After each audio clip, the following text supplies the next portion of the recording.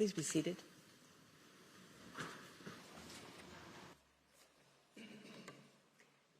The international community has repeatedly failed. It failed the people of Rwanda.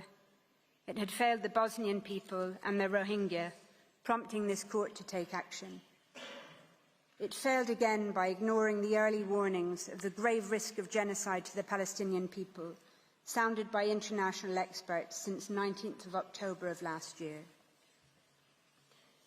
The international community continues to fail the Palestinian people, despite the overt, dehumanizing, genocidal rhetoric by Israeli governmental and military officials, matched by the Israeli army's actions on the ground.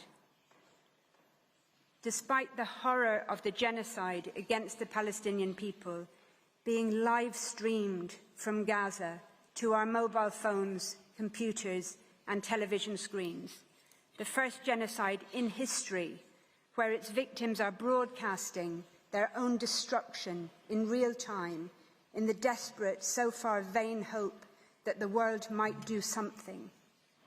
South Africa now respectfully and humbly calls on this honourable court to do what is in its power to do, to indicate the provisional measures that are so urgently required to prevent further irreparable harm to the Palestinian people in Gaza, whose hopes, including for their very survival, are now vested in this court.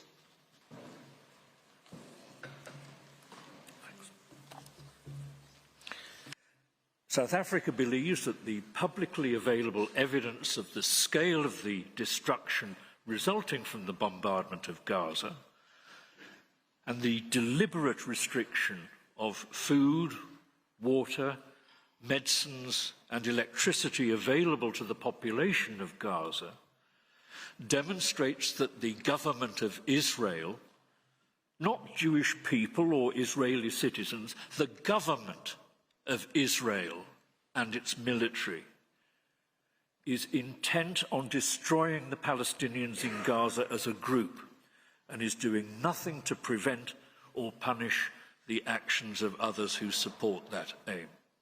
What matters now is that the evidence indicates that Israel's actions have violated its obligations under the Genocide Convention, that they continue to violate them, and that Israel has asserted that it intends to continue them.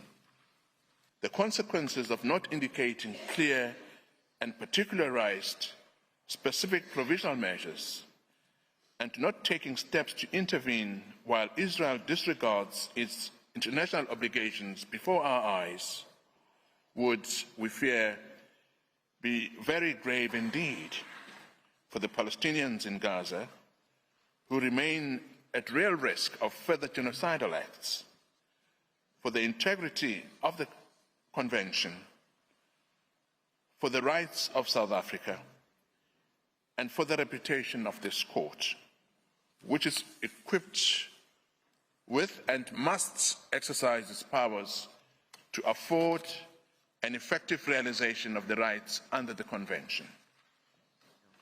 The sitting is adjourned.